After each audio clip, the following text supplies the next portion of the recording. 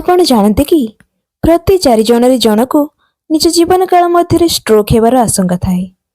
Stroke, ଯାହାକୁ ଆମେ ମସ୍ତିଷ୍କ ଆଘାତ ବା ବ୍ରେନ୍ ଆଟାକ୍ ବୋଲି କହୁ, ଯେକୌଣସି ସମୟରେ ଯେକୌଣସି ଲୋକର ଷ୍ଟ୍ରୋକ୍ ହୋଇପାରେ। ଆଜି 29 ଅକ୍ଟୋବର, ଆଜି ବିଶ୍ୱ ଷ୍ଟ୍ରୋକ୍ ଦିବସ।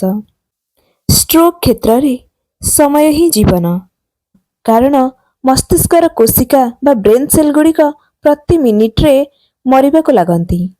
ତେଣୁ ଚଳିତ ବର୍ଷର ଥିମ୍ ହେଉଛି ପ୍ରତିଟି ମିନିଟ୍ ଗୁରୁତ୍ୱପୂର୍ଣ୍ଣ, ଏଭ୍ରି ମିନିଟ୍ କାଉଣ୍ଟସ୍।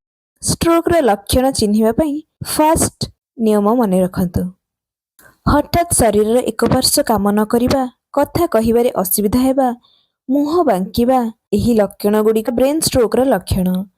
ଏହି ଲକ୍ଷଣଗୁଡ଼ିକ ଦେଖିବା ସହିତ ତୁରନ୍ତ ଚିକିତ୍ସା ଆବଶ୍ୟକ। ତେଣୁ ଏହି ଲକ୍ଷଣଗୁଡ଼ିକ ଦେଖିବା ମାତ୍ରେ ତୁରନ୍ତ ଆମ୍ବୁଲାନ୍ସ ଡାକନ୍ତୁ କିମ୍ବା ପେସେଣ୍ଟକୁ ଡାକ୍ତରଖାନାକୁ ନିଅନ୍ତୁ। ଏହା ଏକ medical emergency. Prevention is better than cure. ତେଣୁ ନିୟମିତ ରକ୍ତଚାପ ଏବଂ ଡାଇବେଟିସ୍ ପରୀକ୍ଷା କରାନ୍ତୁ।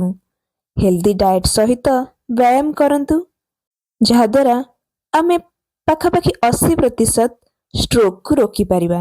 ସଚେତନ ହୁଅନ୍ତୁ, ଲକ୍ଷଣ ଚିହ୍ନନ୍ତୁ, ଠିକ୍ ସମୟରେ ଚିକିତ୍ସା କରାଇଲେ ଜୀବନ ବଞ୍ଚିପାରେ ଏବଂ ଅପଙ୍ଗତାରୁ ରକ୍ଷା ମିଳିପାରେ। ଆପଣଙ୍କର ସଚେତନତା କାହାର ଜୀବନ ବଞ୍ଚାଇପାରେ। ତେଣୁ ଏହି ଭିଡ଼ିଓଟିକୁ ଅଧିକରୁ ଅଧିକ ମାତ୍ରାରେ ସେୟାର କରନ୍ତୁ।